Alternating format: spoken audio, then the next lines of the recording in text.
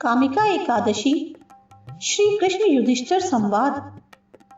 कुंती पुत्र धर्मराज युधिष्ठिर कहने लगे कि हे भगवान, अब कृपा करके श्रावण कृष्ण एकादशी का क्या काम है सो बताइए। श्री कृष्ण भगवान कहने लगे कि हे युधिष्ठिर, इस एकादशी की कथा एक समय स्वयं ब्रह्मा जी ने देवर्षि नारद से कही थी, वही मैं तुमसे कहता हूँ।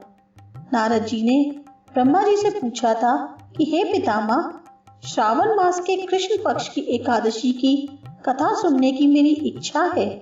उसका क्या नाम है, क्या विधि है और उसका क्या महात्म्य है, सो कृपा करके कहिए। नारद जी के ये वचन सुनकर ब्रह्मा जी ने कहा, हे नारद, लोगों के हित के लिए तुमने बहुत सुंदर प्रश्न किया है।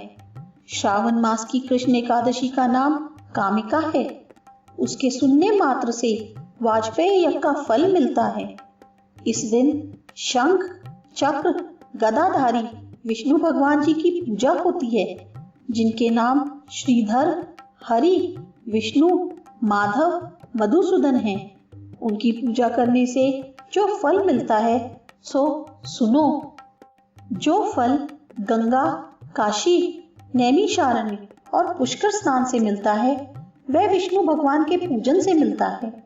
जो फल सूर्य व चंद्र ग्रहण पर कुरुक्षेत्र और काशी में स्नान करने से, समुद्र, वन सहित पृथ्वी दान करने से, सिंह राशि के बृहस्पति में गोदावरी और गंडकी नदी में स्नान से भी प्राप्त नहीं होता, वह भगवान विष्णु के पूजन से मिलता है। जो मनुष्य श्रावण में भगवान का पूजन करते हैं, उनसे देवता, गंधर्व और सूर्य आदि सब पूजित हो जाते हैं।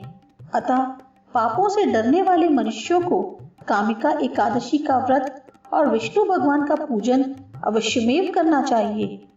पाप रुचि कीचड़ में फंसे हुए और संसार रूपी समुद्र में डूबे मनुष्यों के लिए इस एकादशी का व्रत और भगवान विष्णु का पूजन अत्यंत आवश्यक है। इससे बढ़कर पापों के नाशों का और कोई उपाय नहीं है। हे नारद, स्वयं भगवान ने यही कहा है कि कामिका व्रत से जीव कुयोनि को प्राप्त नहीं होता।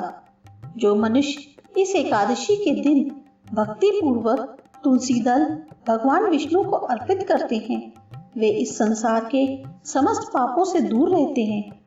विष्णु भगवान रत्न, मोती, मणि तथा आभूषण आदि से इतने प्रसन्न नहीं होते जितने तुलसी दल से।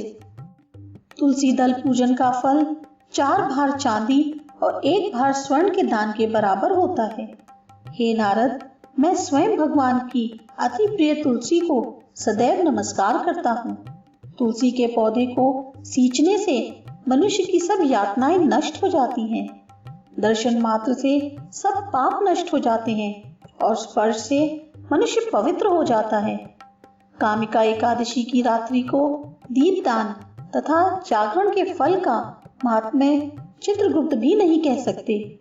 जो इस एकादशी की रात्रि को भगवान के मंदिर में दीपक जलाते हैं, उनके पितर स्वर्गलोक में अमृत पान करते हैं तथा जो घी या तेल का दीपक जलाते हैं, वह 100 करोड़ दीपकों से प्रकाशित होकर सूर्यलोक को जाते हैं।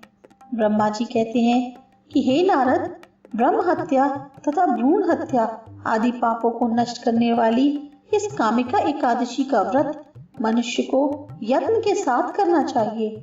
कामिका एकादशी के व्रत का महत्व श्रद्धा से सुने और पढ़ने वाला मनुष्य सभी पापों से मुक्त होकर विष्णु लोक को जाता है।